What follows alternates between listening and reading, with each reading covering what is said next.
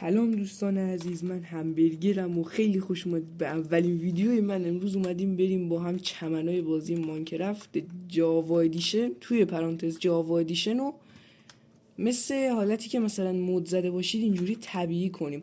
البته همونطور که میبینید بعضیاش اینجوری حاشیه خاکی دارن و بعضیا ندارن.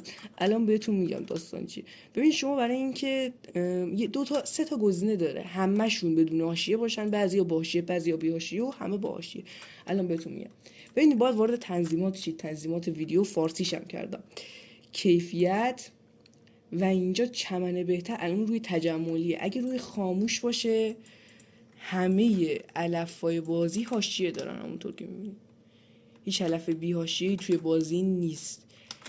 اگه بهینه باشه که الان نشونتون میدم همه بدون حاشیه.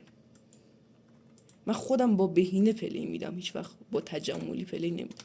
همونطور که می‌بینید دیگه یه دونه علف حاشیه دار، میگم آره بلا که علف حاشیه دار نداریم، به جز اینایی که خب کلا خاکن که خب طبیعیه اونا اینجوری باشن چون تماما بلاک خاکن.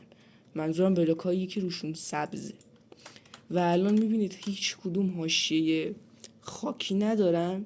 اگه رو تجملی بذارید بعضی دارن، رو خاموش هم که کلا هیچی. دوستا این موضوع فقط توی ماینکرافت جاوا ادیشن جواب میده، هیچ مودی هم نمیخواد. من خودم هم اینجوری گشتم پیدا کردم.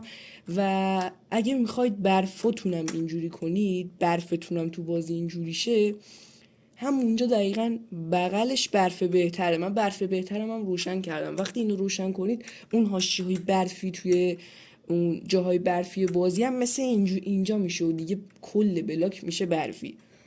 حالا اونم به خودتون بسه. این فقط روشن و خاموش داره دیگه، تجملی نداره، فقط روشن و خاموش داره که من روشنش کردم. خب دوستان امیدوارم از این ویدیو خوشتون اومده باشه. این اولین ویدیوی منه، لطفاً حمایت کنید.